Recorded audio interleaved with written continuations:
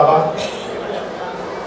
आप सर्व महान हैं, न आपसे महान कोई था, न कोई है और न कोई होगा।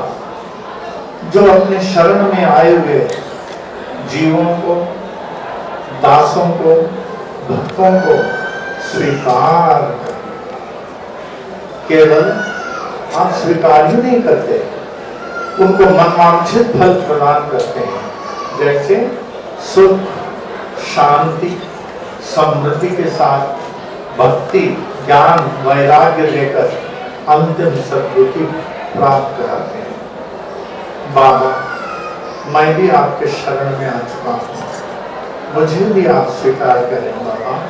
आरती साईं बाबा। अब दूसरे चरण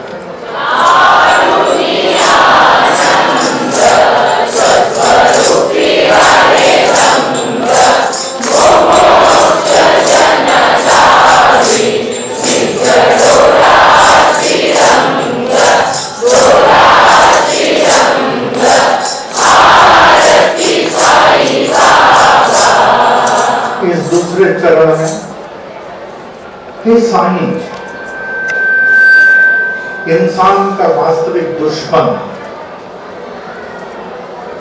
बाहर नहीं, उसके अंतःकरण है। हमारे दुश्मन बाहर नहीं, हमारे अंतःकरण है। वे हैं काम, क्रोध, लोभ, मोह, अहंकार। जब आपके शरण में भक्त का वैसे ही अनुभव कराते हैं, जया मनी जैसा भाव तया तैसा अनुभव। हे परम कृपालु, हे परम दयालु, आपकी महान विशेषता है। चौथा चरण में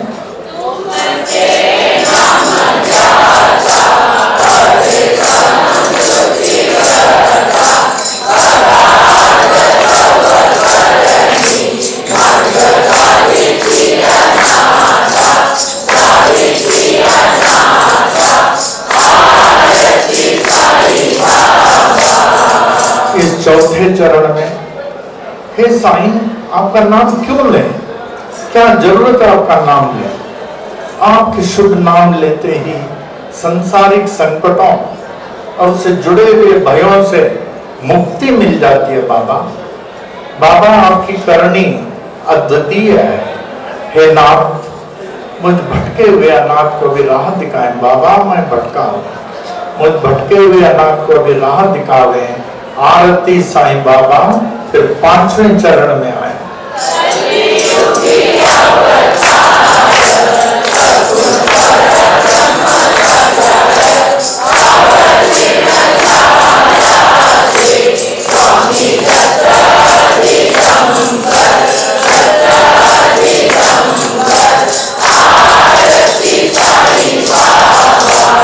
इस पांचवें चरण में, हे साईं, आप मुझ जैसे कलियुग के प्राणियों के कल्याणार्थी तो साक्षात सगुण परब्रह्म के रूप में अवतीर्ण हुए हैं।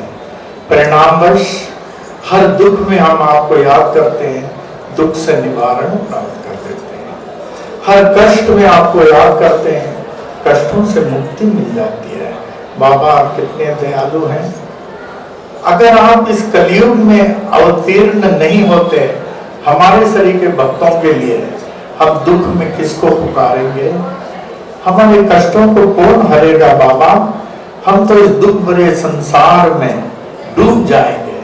बाबा, आप बड़े दयालु हैं, कृपालु हैं, जो हमारे शरीर के कल्याण, कलियुग के प्राणियों के कल्याणार्थ अवतीर्ण होकर हमारी रक्षा कर रहे हैं। आरती साईं बाबा। छठे चरण में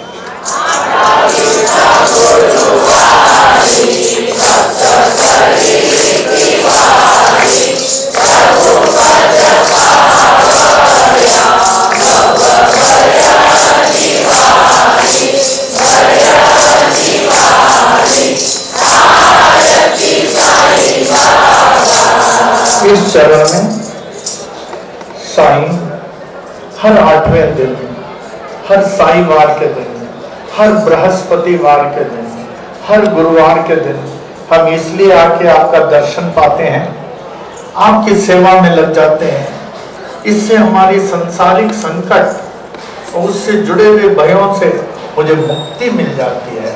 हे कृपालु, ऐसे कृपा करें, ऐसे दर्शन, ऐसे सेवा से मैं कभी भी वंचित नहीं रहूं बाबा।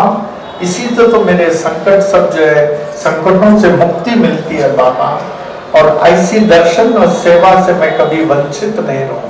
आरती साईं बाबा।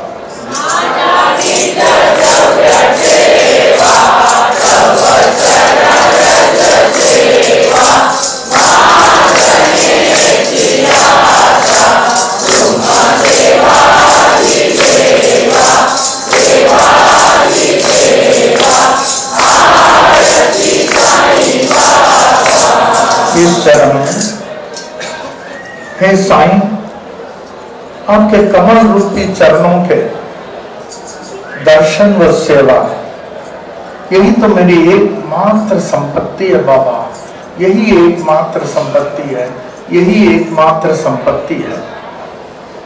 मैं आपसे यही विनम्रता पूर्वक अनुरोध करता हूँ, प्रार्थना करता हूँ कि ऐसी सेवा से, आपके पावन चरण कमल रूपी चरणों के दर्शन और सेवा से मैं कभी वंचित नहीं रहूं बाबा।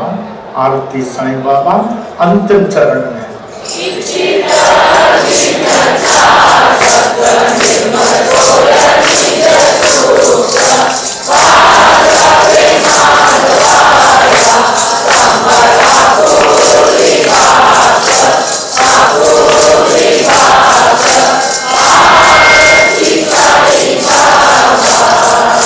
हे साईं, इस अंतिम चरण में पक्षियों में एक चातक पक्षी होता है जो नक्षत्रों में 27वां नक्षत्र स्वाति नक्षत्र है, उसमें से अमृत टपकता है, उसकी प्यासी रहती है। जब उनको प्यास लगता है, न समुद्र का पानी पीती है, न नदी, न तालाब, न कुआं, लेकिन स्वाति नक्षत्र के अमृतुल्य जल की प्यासी रहती है। बाबा, उस चातक पक्षी के समान मैं भी आपके दर्शनार्थ अभिलाषी प्यासा रहूं, हर कदम में, हर सांस में, हर कार्य को करते हुए ओम साई राम, ओम साई राम, ओम साई राम। अब मुझे विश्वास है, मुझे एक दिन मुझे भी आप दर्शन देकर मेरे प्यास को बुझाएंगे और आपका वचन सदा सत्य निकलेगा। हे साईं, अपने शरण में आए हुए भक्तों को स्वीकार करने वाले मुझ दयनीय दास को भी अपने कमल रूपी चरणों के शीतल छांव में ऐसा स्थायी स्थान दे, ऐसा स्थायी स्थान दे, ऐसा स्थायी स्थान दे।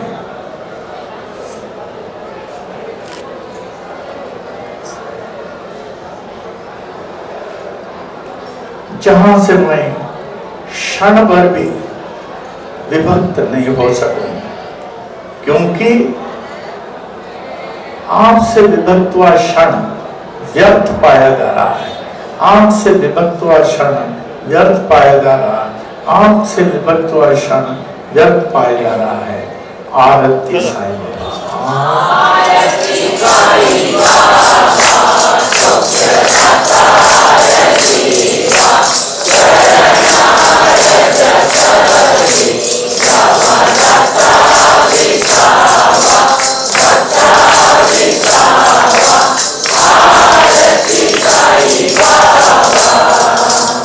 हे साईं, एक साईं की छोटी स्तुति। हे साईं, आप अखिल ब्रह्मांड के पोषक हैं, पालनहार हैं। आपसे ही सबको पुष्टि प्राप्त होती है। आपकी भक्ति ही सत्य धर्म है और हम उसमें लगे हुए हैं।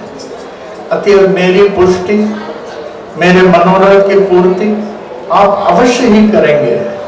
आपका दिव्य श्रीमुख, श्री सच्चिदानंद स्वरूप प्रकाशमय सूर्य मंडल की चमचमाती हुई ज्योतिर्मय यवनिका से आवृत है।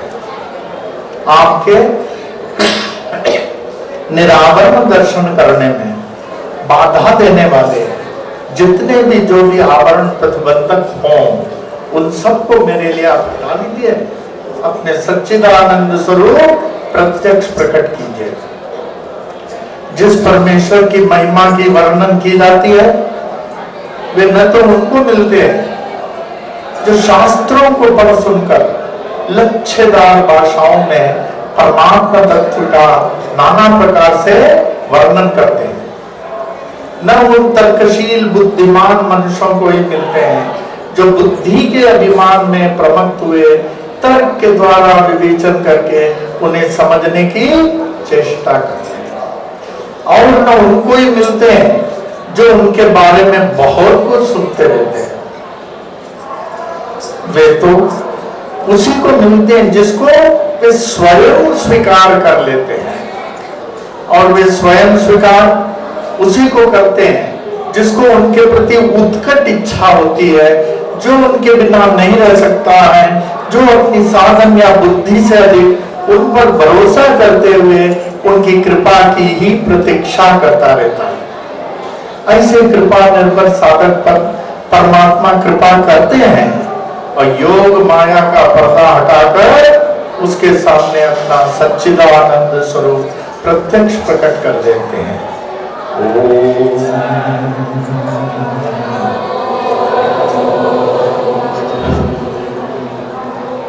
अभी कुछ भक्त लोग जो विदेश से आए हुए थे हमारे साथ, बहुत अलग अलग है नारे, बहुत दूर दूर से, उनसे पूछा आप शिरडी जाते हैं, क्यों जाते हैं?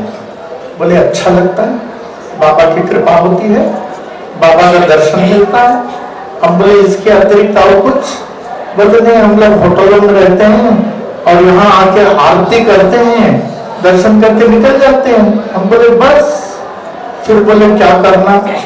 हम बोले एक बार हमारी राय से आप शिरडी चलो, एक बार, जास्ती नहीं।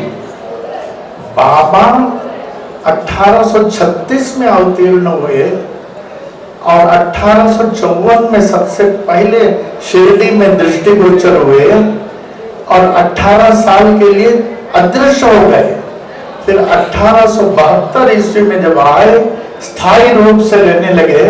बाबा कौन कौन से स्थान में रहते थे कि कभी आपने सोचा? आप तो होटलों में रह के खा पी के आरती करके निकल गए, क्या आपने सोचा इस पवित्र शिरडी स्थान में बाबा कहाँ रहते थे?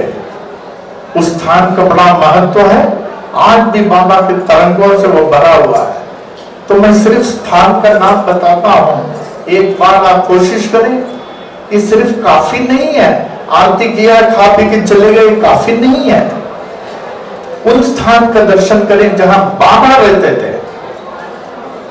पहला स्थान 1872 ईस्वी में जब बाबा 36 साल के थे, धूपखेड़ गांव औरंगाबाद जिले से चांद भाई पाटिल के बारात के साथ बैलगाड़ियों से कहां पहले रहे बाबा? क्या सोचा आपने? खंडवा मंदिर, क्या आपने कभी प्रवास किया वहां जाने के लिए?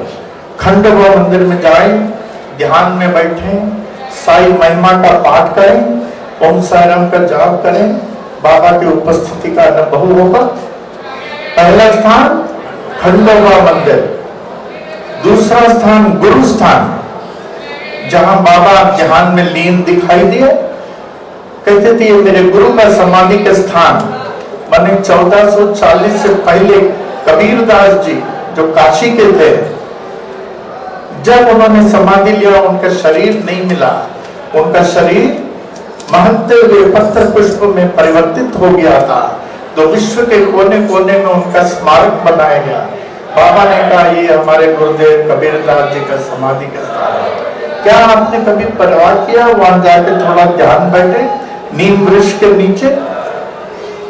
और जो फोटो वहां वो बाबा के समय का है, आपने कभी परवाह किया उस फोटो को अच्छी तरह दर्शन करने का? तो पहला स्थान खंडोबा, दूसरा गुरु स्थान, तीसरा द्वारका माई। बाबा अधिकाधीश द्वारका माई में रहते थे, हर लीलाएं द्वारका माई में होते थे। गरीब से गरीब, बड़े से बड़े, करोड़पति, गोपाल राव बोटी, हरि सीताराम दीक्षित, गणेश श्री कृष्ण खापाड़े, एमबी रेगे, बड़े बड़े लोग यहाँ द्वारका माई में इकट्ठा रहते थे। बाबा के चरणों में बाबा ज्ञान देते थे। कभी आप इस द्वारका माई में बैठ के आपने ध्यान किया? फिर वो पत्थर जिसमें बाबा बैठते थे, ये पत्थर पहले लेंडी बाग में था, गांव वाले कपड़ा धोते थे। जब एक दिन बाबा को देखा बैठे हुए, तब यहाँ रख दिया, तो बाबा ऐसे सख्त पत्थर में बैठकर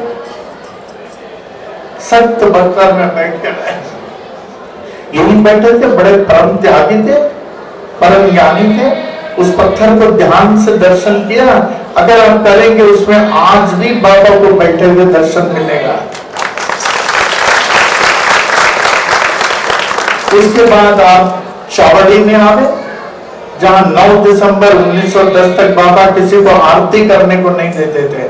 पहला आरती बाबा का यहाँ हुआ। मेघा ने पहला आरती किया, बापू साहब जोग ने आरती में साथ दिया, राधा कृष्णी ने साथ दिया। तभी हम चावड़ी में गए, वहां जाकर बैठे। फिर उधर से जो है आप हनुमान मंदिर में आ गए, जहां बड़े बड़े साधु संत महात्मा आते थे। बाबा हनुमान मंदिर में मिलते थे। वहां बैठ के हनुमान चालीसा पढ़े, भगवान को तेल अर्पण करें, साई महिमा का पाठ करें। फिर उसके बाद वो 3 छोटे मंदिर, गणेश, शनि, शंकर, जिसका मेंटेन बाबा करते थे। क्या आपने कभी परवाह किया वहां जाके हार पहनाऊं, तेल अर्पण करूं, ध्यान में बैठूं? जिस मंदिर को बाबा मेंटेन करते थे। उसके बाद आप लेंडी बाग आओ। ये लेंडी बाग बाबा की तपोभूमि है, जहां दिन में 3 बार जाते थे, सुबह, दोपहर, शाम। और जहां नीम का पेड़ जो है, बाबा ने उस पेड़ को लगाया, और पीपल का वृक्ष सूख कर गिर रहा था।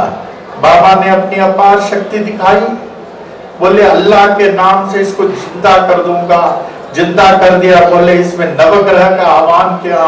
वो पेड़ नव भागों में जो है विभक्त हो गया। बाबा वहां 2-2 घंटे बैठते थे। क्या आप कभी वहां बैठते थे?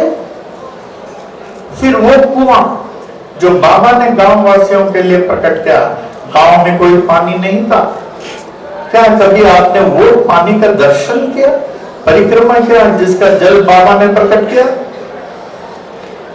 फिर लेंडी बाग में दत्तात्रेय मंदिर, औदुंबर वृक्ष, श्याम सुंदर की समाधि। तदुपरांत इनका दर्शन करके आप यहाँ जो आवे, बाबा का जो है देखना नहीं, दर्शन करिए। ये मूर्ति जो है दर्शन करिए। हमें याद है जब मैं 58 में यहाँ आता था, 1958 में, फिर यहाँ काकरे जी जो कोर्ट रिसीवर थे प्रधान, वो हमारे पास आते थे। तो हमने यहाँ से बहुत सारे प्रोफाइल खींचे, अलाउड नहीं थे, हमको अलाउड किया।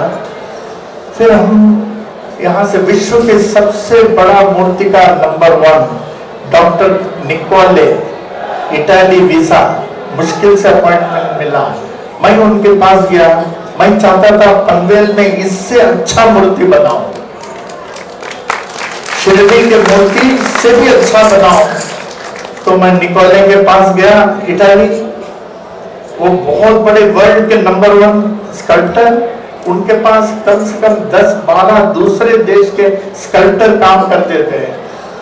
तो उन्होंने कहा, बाबा जी मैं आपको तारीफ करता हूं कि आप इतना अच्छा मूर्ति चाहते हैं, इससे भी अच्छा आप इस भावना से भारत से आए हैं, मुझे बहुत खुशी है। आज तक इस भावना से कोई नहीं आता। मैं भी देखता हूं किसी को ऑर्डर लेना, मूर्ति दे और लेके चले जाता है। अभी गुरु पूर्णिमा में एक आदमी 25 मूर्ति लेके आया हमारे पास। बाबा ले लीजिए, भक्त लोग लेंगे। हम एक मूर्ति देके हम बोले 25 मूर्ति फेल, हमको नहीं चाहिए।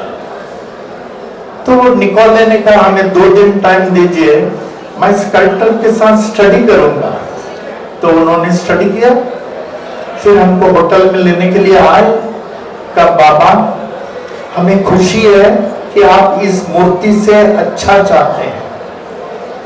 मैं तो बहुत फ्रैंक हूं, मैं ये बताना चाहता हूं, मैं वर्ल्ड नंबर 1 स्कल्प्टर हूं। जो ये मूर्ति चाहते हैं इसका मैं 1-1 सेंटीमीटर का बना के दूंगा, लेकिन इससे अच्छा मूर्ति नहीं बन सकता, इससे अच्छा मूर्ति नहीं बन सकता। और दूसरी चीज, इस मूर्ति में मैं कुछ अंतःकरण में कुछ देख रहा हूं, कुछ प्रकाश या कुछ ज्योति है इस मूर्ति में, वो हमारे सामर्थ्य में नहीं है। न मूर्ति मैं इससे अच्छा बना सकता हूं, और जो इस मूर्ति में जो तेज है वो मैं नहीं प्रकट कर सकता हूं। देखिए इस मूर्ति की खूबी।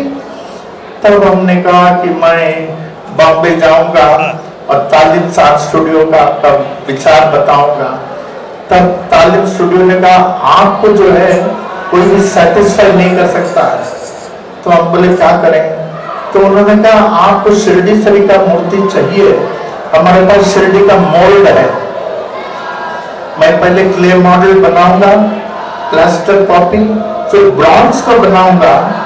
सेंटीमीटर टू सेंटीमीटर आप मिस्टेक नहीं निकालेंगे, तभी हमने बनाया। हमारे कहने का तात्पर्य, आप बाबा के भक्त हैं इसलिए आए हैं। आड़ा टेढ़ा मूर्ति क्यों रखते हैं?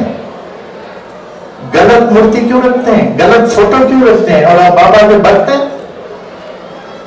आप बाजार जाते हैं, कहते हैं हमें और अच्छा बंगला चाहिए, और अच्छा कार चाहिए, अच्छा मूर्ति के लिए क्यों नहीं जाते? तो आपको मैं सजेस्ट करूंगा, बॉम्बे में तालिम आर्ट स्टूडियो है, जिस स्टूडियो में ये मूर्ति बनी है, बसंत तालिम। तो कभी आप जाएं, Lamington road Congress house, Lamington road Congress house के सामने तालिम आर्ट स्टूडियो। अभी वो तो नहीं रहे, वो भी जे स्कूल ऑफ आर्ट्स के थे। उनका लड़का हरीश तालिम जे स्कूल का आर्ट्स था। राजू तालिम अभी जो है उनका ग्रैंडसन जे स्कूल का आर्ट्स में है। और कितने कंट्रीज में उनकी मूर्ति जाती है। अगर आपको बाबा का प्रेम है, अगर आप अच्छा मूर्ति चाहते हैं, उनके पास जाएं। ये लेमिंगटन रोड कांग्रेस हाउस के सामने तालिम आर्ट स्टूडियो। तब देखिए कीमती जरूर होगा उसका मूर्ति। आप अपने लिए सामान जितना भी कीमती हो परवाह नहीं करते, लेकिन बाबा के लिए। और ये मूर्ति को ध्यान से देखिए। The eyes have the lustrous brightness and compassionate moisture, and the smile curiously resembling a live smile of Baba. It's not static, but alive and real, a thing of flesh and blood that could be said of the whole statue. It is not some static likeness of Baba that has been made in the statue, but it is as if Baba has descended into the statue and made it alive and immortal.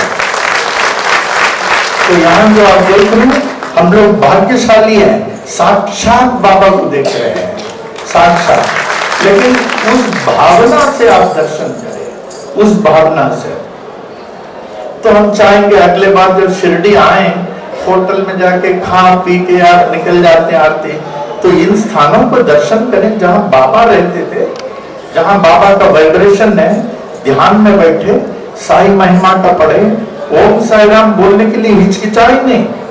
हम कहते हैं ओम साई राम, 3 शब्द। ओम जब भगवान कहते हैं अक्षरा नाम ओमकारो अस्मि, क्या भगवान ने नहीं कहा अक्षरों में मैं ओमकार हूं?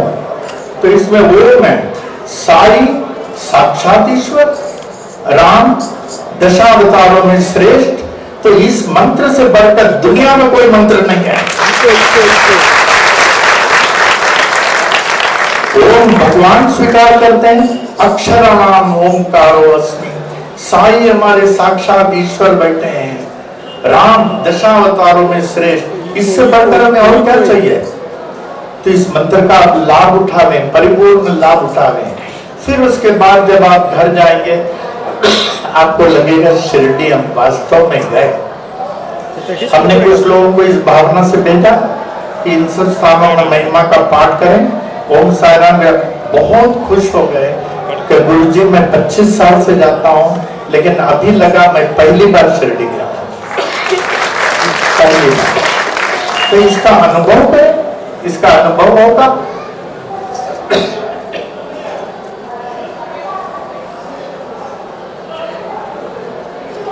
ओम साई राम। श्री शिरडी साईं बाबा के जब बाबा ने अपने बारे में किसी को नहीं बताया तो किसका हक है उनके बारे में बताने का? जब बाबा ने अपनी जीवनी के बारे में बताया नहीं तो किसका हक है उनका जीवन के बारे में बताने का? कोई नहीं बता सकता। तो 1959 में जब आया, हमको बाल योगिनी सरस्वती अम्मा ने कहा कि बेटा शिरडी में कुछ लोग हैं, आप उनसे मिलो और उनसे बाबा के बारे में पूछो।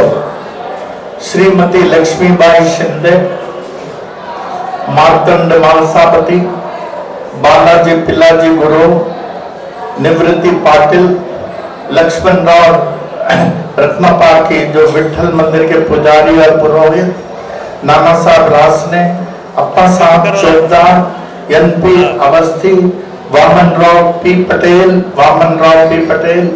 एमएस दीक्षित, डॉक्टर गवानकर, जो बाबा को देखे, कहने लगे बेटा उसके पास जाओ जिन्होंने बाबा को देखा, और अगर बाबा का किताब पढ़ो, वो किताब पढ़ो जो लेखक बाबा के साथ रहे। बाबा के बाद तो लाखों किताब है, वो किताब को हाथ से मत छुओ जिसके लेखक बाबा के साथ नहीं रहे, वो तो अपना अनुमान लगाएगा। हमने कहा ऐसे कौन है? अन्ना साहब दाभोलकर का साई सच्चरित्र, राव बहादुर मोरेश्वर विश्वनाथ प्रधान का साईं बाबा और शिरडी, गणेश श्री कृष्ण खापाडे अमरावती वाले का खापाडे's डायरी, फिर उसके बाद में वामन राव पी पटेल का साईं दी सुपरमैन, सावित्री रघुनाथ राव तेंदुलकर का साईनाथ भजनमाला और दास गणु महाराज का भक्त लीलामत संत, ये लोग बाबा के साथ थे।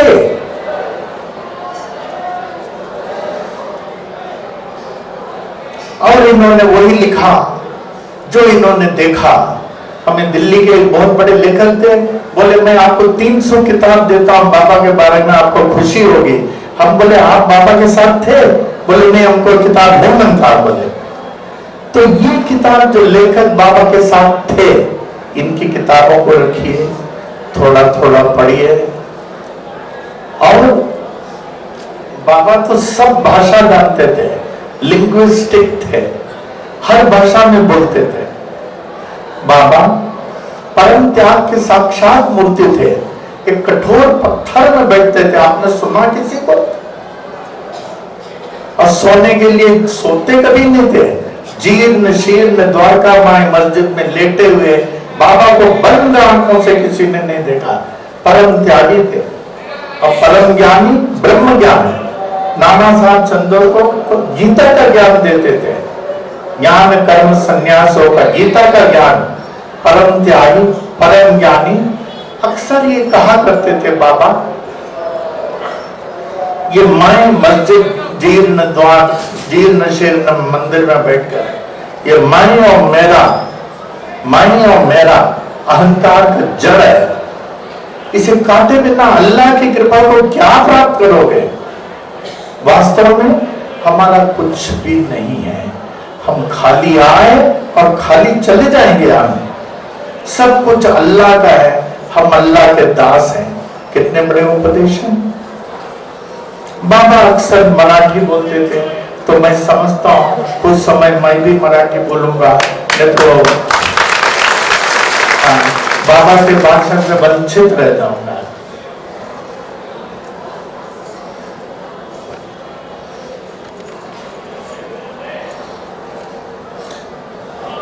आज मला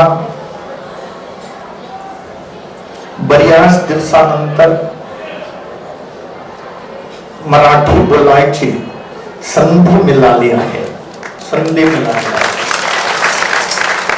मला मराठी येत नाही, तरी पण बोलायचा प्रयत्न करतो। तशीच मराठी सरळ तर आहे, मला समजते, पण शुद्ध मराठी ऐकलं का? शुद्ध मराठी स्पष्ट बोलायला येत नाही। जर आता माझ्या चुका माफ करत असेल तर मी बोलायचा प्रयत्न करीन. ह्या वर्तमान कालमध्ये श्री साई बाबाचाही एकच आधार आहे, हे कधी विसरू नका. श्री साई बाबावर पूर्ण विश्वास ठेवा. श्री साई सच्चरित्र आणि श्री साई महिमा पोथीचा पाठ दर दिवस करावा आणि श्रद्धा ठेवून ओम साई राम महामंत्राचा जाप सारखे करत राहावे. हे ओम साई राम महामंत्र आहे, कधी विसरू नका. प्रत्येकात बाबांना बघणे, सर्वांशी प्रेम करणे, ऐकलं का? सर्वांशी प्रेम करणे, विशेष करून ज्यांना आपल्याबद्दल घृणा आहे, हेच साई प्रेम आहे. विशेष करून ज्यांना आपल्याबद्दल घृणा आहे, हेच साई प्रेम आहे. नेहमी सत्संग करा आणि बाबाची खूप भक्ती करा. बाबा सर्व ठिकाणी आहे, मला पण समजते, पण मला असं वाटते की शिर्डी आणि पनवेल मध्ये अधिक जागृत राहून सर्वांचे अधिक कल्याण करीत आहे.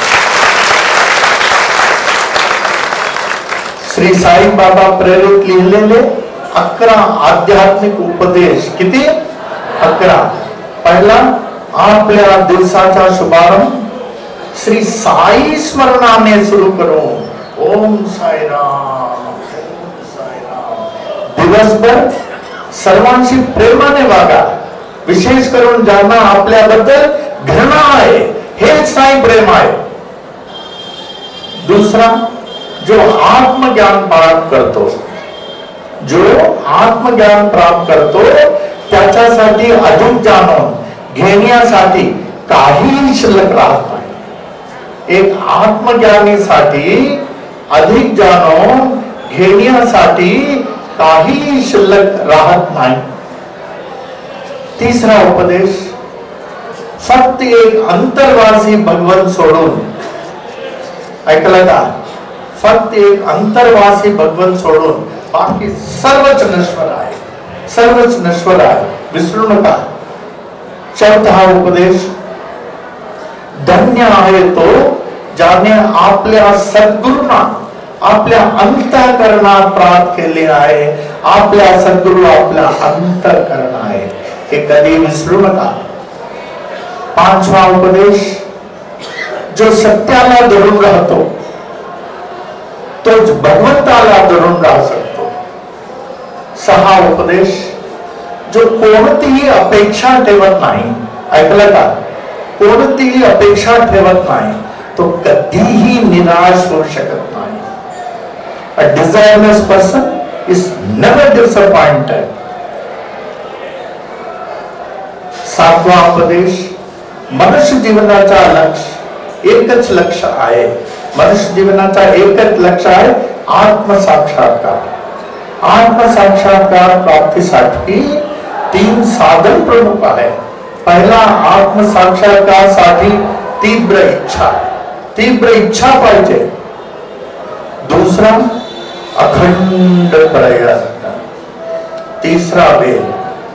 पहिला तीव्र इच्छा, दूसरा अखंड प्रयत्न, तीसरा वेळ. 3 साधन प्रमुख आहे. आठवा उपदेश, हे कधीही विसरू नका की भगवत इच्छा सदैव कायम राहते. तिच्या पुढे मानवी इच्छा कधीही चालत नाही, मानवी इच्छा कधी चालत नाही. नवा उपदेश, आपण हे जाणून घ्यावे की भगवंताचे नामस्मरण, साईंचे नामस्मरण प्रत्येक कुलपाची अशी चावी आहे, अशी चावी आहे जिने दैविक स्वर्गाचे दार देखील उघडते. ओम साईराम, उघडते. The name of Sai, the name of the Lord is so powerful, so effective. It works as a master key that even opens the locks of the doors of heaven. Om Sai Ram. दहावा उपदेश, आपण हे जाणून घ्यावे की आपल्या वर्तमान हे आपल्या भविष्याचे बीज आहे. जे पेराल ते उगवेल. Forget not, you are present in the seed of your future. As you sow, so you reap. शेवटचा 11वा उपदेश, मनुष्याला अंतिम मोक्ष प्राप्तीसाठी, मुक्ती प्राप्तीसाठी, सद्गती प्राप्तीसाठी हे प्राचीन वैदिक दैविक यज्ञ कर्म अतिसहायक साधन आहे. अतिसहायक साधन आहे. अन्नात् भवन्ति भूतानि पर्जन्यादन्न संभवात् यज्ञात् भवति पर्जन्यो यज्ञ कर्म समुद्भव कर्म ब्रह्मोद्भवं विद्धि ब्रह्माक्षरतमोद्भवम् तस्मात् सर्वगतं ब्रह्म नित्यं यज्ञे प्रतिष्ठितम्. इसके माने क्या? यज्ञ से वृष्टि, वृष्टि से अन्न, अन्न से प्राणी. क्या ये प्रमाणित नहीं है कि वो सर्वव्यापी परम अक्षर परमात्मा यज्ञ में सदा ही प्रतिष्ठित है? आदिकाल से देखिए बड़े बड़े अग्निहोत्रियों ने, साधु संत महात्माओं ने मानव कल्याणार्थ, धर्म की रक्षा के लिए, विश्व में कल्याण के लिए क्या यज्ञ का सहारा नहीं लिया? जब बाबा 1872 में आए स्थायी रूप से रहने के लिए, क्या बाबा ने धूनी नहीं जलाई? सबसे बड़े अग्निहोत्री थे. अंतिम बार तक बाबा की धूनी जलता था और अब भी जल रहा है. अब भी जल रहा है. हे शिरडी साईं बाबा प्रेरित लेले 11 आध्यात्मिक उपदेश आहे. श्री शिरडी साईं बाबा आपल्या मस्जिदीत बसल्या बोलायचे की मी निराकार, परिपूर्ण आणि निर्गुण आहे. निराकार, परिपूर्ण आणि निर्गुण आहे. माझे नाव गाव काय नाही. माझे नाव साईं बाबा नाही. माझे गाव शिर्डी नाही. साईं बाबा माझे नाव नाही. शिर्डी माझे गाव नाही. माझे वास्तव्य सर्वत्र आहे. मी सर्वव्यापक आहे. माझे वय लाखो लाखो लाखो वर्ष आहे. ही सर्व सृष्टी माझीच आहे. मी सर्वांना सर्व काही देतो. बाबा एकदा दास गणू महाराजांना म्हणाले, कीर्तनकार गणू, तुम्ही गंगा स्नानासाठी दूरवर कशाला जाता? दोन्ही हाताने माझे पाय पकडा, तुम्हाला गंगा सापडेल. गंगा माने गंगा नहीं, इस सिंगाबाद गांव का गोदावरी, गोदावरी पवित्र गोदावरी नदी, शिवरात्रि का पर्व था. सब कोई स्नान के लिए जाते थे. गणू जाने लगे. बाबा ने कहा तुम्हारे चरणों में यही मिल जाएगा गंगा. तो बाबा का चरण जल से भर गया. तो गणू ने क्या किया? हर हर गंगे, हर हर गंगे. तब मुझे तो ये पवित्र गंगा यही मिल गया. मेरे विष्णु का दर्शन यही हो गया. अब मैं कहीं नहीं जाऊंगा. मी अल्लाह ईश्वर आहे. मी नेहमी खरे बोलतो. मी निराकार असून सर्वत्र आहे. तुम्ही जे काही पाहता ते माझेच रूप आहे. मी मुंगी व माशी आदी रूपात अन्न खातो. मी कधी कुत्राचे रूप घेतो तर कधी डुकराचे. बाबा एकदा डेप्युटी कलेक्टर नानासाहेब चंदोरकरांना म्हणाले, नाना तू माझ्या बरोबर 18 वर्षे आहेस ना नाना? हो बाबा, हो बाबा, 18-20 वर्षे बाबा. नाना तुला हा साईं फक्त 3.5 हाताचे देव वाटतात का? नाना ज्या वेळी आणि ज्या ठिकाणी तुम्ही माझी आठवण कराल त्या ठिकाणी मी तुमच्या बरोबर असेल. विसरू नका. ये उदाहरण कहाँ का है, कब का है? 1902 समाधि के 16 साल पहले की बात है कि शिरडी से 40 मील दूर हरिश्चंद्र घाट था. नाना साहब चंदोरकर हरिश्चंद्र घाट चले गए. गर्मी का दिन था, बहुत गर्मी, पसीना हो रहा था, प्यास लगा था. देखे कोई नहीं. एक पत्थर के ऊपर बैठ गए. सोचने लगे बाबा अगर आप होते तो मुझे पानी मिलता था पीने को, पानी मिलता था। इतने में एक भील मिला, तब भाई साहब हमको पानी मिलेगा क्या, प्यास लगा है। तो जिस पत्थर पे आप बैठे हुए हैं उसको हटाइए, नीचे पानी मिलेगा। हटाया तो इतना पथरीला मीठा पानी, मीठा उसको पिया और उसको धन्यवाद देने लगा भील को। भील गायब। इधर बाबा मस्जिद में, बाबा के साथ कौन कौन बैठे थे? माधवराव देश पांडे, भगत मानसापति, नाना साहब निमोनकर, लक्ष्मण राव शिंदे, ये लोग बैठे थे। तो बाबा ने शामस कर शामा, नाना को प्यास लगी है, मेरे नाना को प्यास लगी है और बहुत गर्मी है, मैं पानी उपलब्ध कराता हूँ। 40 मील दूर जब नाना वापस आए बाबा को धन्यवाद देने के लिए, बाबा उससे पहले पूछते हैं, नाना प्यास बुझा? पानी मीठा था नाना? तब श्यामा हंसने लगा। बाबा ने श्यामा से कहा, श्यामा तुम काय को हंसता है? कहा, नाना साहब माफ करना, जब आप प्यासे थे बाबा हम लोग को बोल रहे थे नाना को प्यास लगी है, मैं पानी उपलब्ध कराता हूँ। तो नाना कह लिए, बाबा वो भील आप थे? तो बाबा हंसने लगे।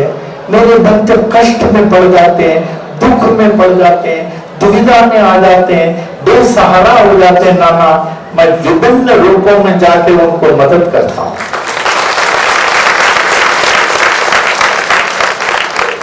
जब आप कष्ट में आ जाएंगे, दुख में पड़ जाएंगे, सहारा छूट जाएगा, न मालूम किस तरीके से, किस रूप में आके आपके कष्टों को वो दूर करेंगे, आपके कष्टों को वो दूर कर देते हैं। बाबा एकदा श्यामा कडे पाहून म्हणाले, श्यामा जो निस्वार्थ प्रेमाने माझे नामस्मरण करेल त्याची मी सर्व इच्छा पूर्ण करेल। बाबा एकदा काकाकडे पाहून म्हणाले, काका साहेब दीक्षित विल्हेपार्ले रहिवासी काका, जे जमिनीत कांटे फिरतात, जमिनीत ऐकलं का, ते माझ्याकडून अपेक्षा करतात की त्यापासून कणसे उगावीत, कणसे माहिती आहे, बुट्टा उगावीत। काका हे मी कसे करू शकणार? शिर्डीचे साईबाबा आपल्या मस्जिदीत बसल्या बसल्या असेच बोलाय,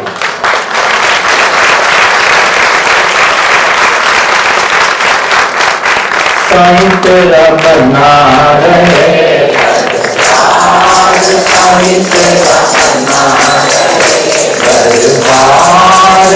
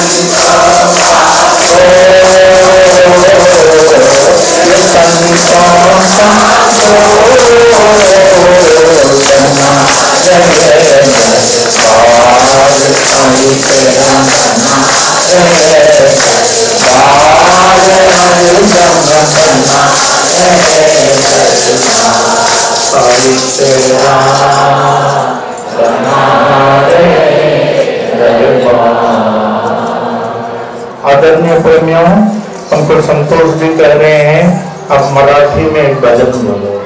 आप लोगों को मालूम होना चाहिए मैं 11 भाषा बोलता हूँ, ठीक है ना? तो जरूर उनके मन की बात पूरी करूंगा। एक मराठी, इस भजन के अर्थ को आप समझिए, इस भजन के अर्थ को जो बोलने वाला थोड़ मनाचा, क्या थोड़ मनाचा माने विशाल मन का, अनंत गुणाचा, जिसके गुणों का कोई अंत ही नहीं है, मानव में ये गुण हो ही नहीं सकता। अनंत गुणाचा शिर्डीचा बाबा साईनाथ, साई समाधीला स्पर्श करा, सत्य वचनाने नाम स्मरा, झाली कृपा जर साईची तुम्हावर, करील सुखांचे घर, थोर मनाचा अनंत गुणांचा शिर्डीचा बाबा साईनाथ। भावना जयाची, ऐकलं का? ज्यांची जैसी भावना त्यांच्या वरी, मनोकामना त्यांची पूर्ण करी, चमत्कार दावी सुमार्गासला, हवे तेच देई साईनाथ। थोर मनाचा अनंत गुणाचा शिर्डीचा बाबा साईनाथ। शूद्र अशूद्र, रोगी महान, गरीब श्रीमंत तिथे सर्व समान, दीन दुखी त्याचा कैवाळू, दीनाचा दीनाचा कैवाळू, अवघ्या जनाचा जनाचा अवघ्या साईनाथ माझा। थोर मनाचा अनंत गुणाचा शिर्डीचा बाबा साईनाथ माझा। साई कृपेचा मिलता प्रसाद, मिलता प्रसाद साई कृपेचा, नीव कशाची ना, उनके रहते काय को डरना। आप साई के भक्त हैं, कल से कॉलर टाइट करके जाना, सबसे कॉलर टाइट कर जाना।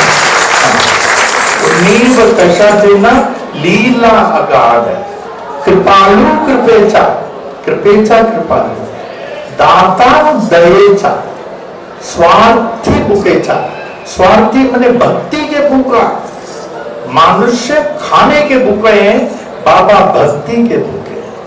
स्वार्थी भूकेचा साईनाथ। थोर मनाचा अनंत गुणाचा शिर्डीचा बाबा साईनाथ माझा। साई दर्शनाची आस धरा, आस धरा साई दर्शनाची, स्वप्न रूपाने येईल घरा, येईल घरा स्वप्न रूपाने। राम का दुल्हारा, कोणाचा दुल्हारा? राम का। अल्लाहचा प्यारा, कोणाचा प्यारा? अल्लाहचा प्यारा साईनाथ माझा। थोर मनाचा अनंत गुणाचा शिर्डीचा बाबा साईनाथ माझा। इसे भजन में सुनाओ संतोष। थोर मनाचा अनंत गुणाचा शिर्डीचा बाबा साईनाथ माझा। थोर मनाचा अनंत गुणाचा शिर्डीचा बाबा साईनाथ माझा। थोर मनाचा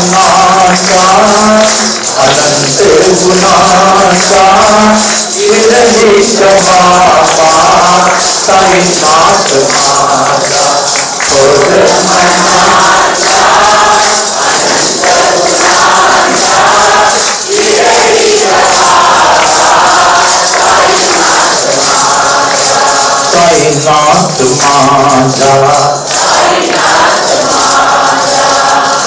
समाधीला स्पर्श करा, सत्य वचनाने नाम स्मरा, साई दर्शन स्पर्श करा, सत्य वचनाने नाम स्मरा, जाने कृपा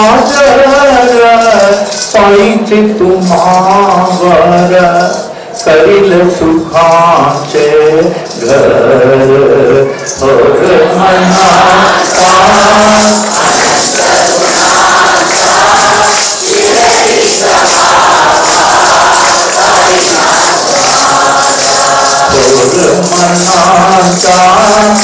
अनंत गुणाचा शिरडी समावा, साईनाथ माझा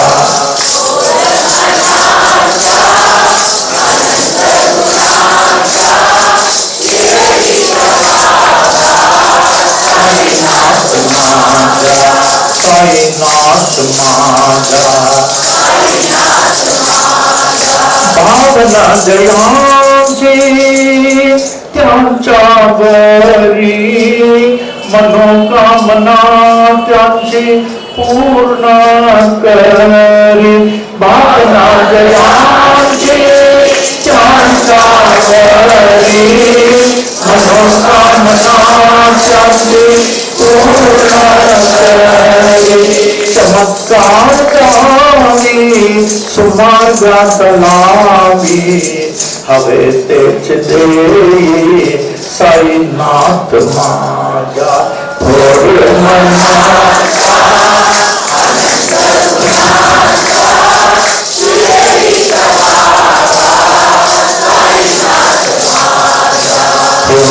मनाचा अनंत गुणाचा शिरडी समावा, साईनाथ माझा, साईनाथ माझा, शूद्र अशूद्र रोगी महान, गरीब श्रीमंत तिथे सर्व समान, शूद्र अशूद्र रोगी महान, गरीब श्रीमंत तिथे सर्व समान, दीन दुखी त्यांच्या कैवाळुधी नाचा, अवघ्या जनाचा साईनाथ माझा, थोर मनाचा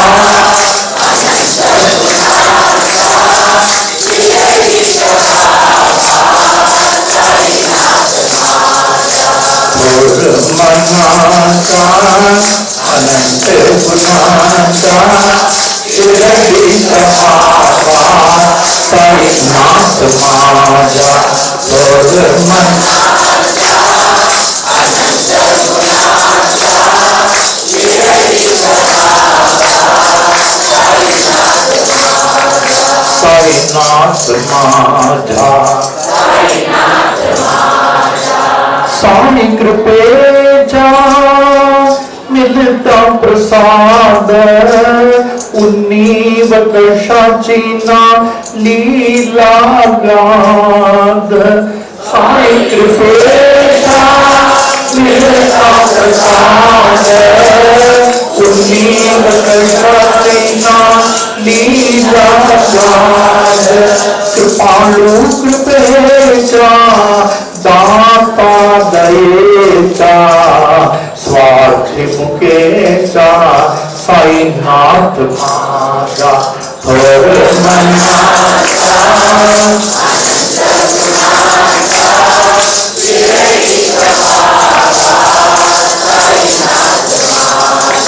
थोर मनाचा अनंत गुणाचा शिरडी समावा, साईनाथ माझा, थोर मनाचा अनंत गुणाचा शिरडी समावा,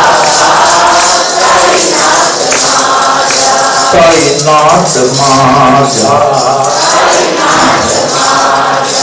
साई दर्शनाची आस धरा स्वप्न रूपाने येईल घरा साई दर्शनाची आस धरा स्वप्न रूपाने येईल घरा राम का दुलारा अल्लाह का प्यारा देईल सहारा साई नाथ माझा थोर मनाचा अनंत गुणाचा विरहित माझा साई नाथ माझा थोर मनाचा अनंत गुणाचा विरहित माझा साईनाथ माझा साईनाथ माझा साईनाथ माझा थोर मनाचा अनंत गुणाचा शिरडीचा बाबा साईनाथ माझा.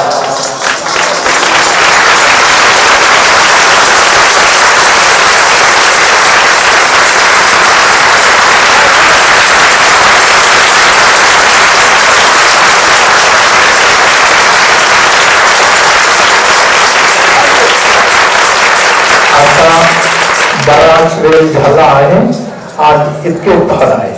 बाबांना प्रार्थना करतो की सर्वांना निस्वार्थ भक्ती, दीर्घायु, सुख शांती देऊन सर्वांचं जीवन सफल करणे. मला शुद्ध मराठी स्पष्ट बोलायला येत नाही म्हणून अशी आशा करतो की आपण माझे चुकांना माफ करणार. ओम साईराम.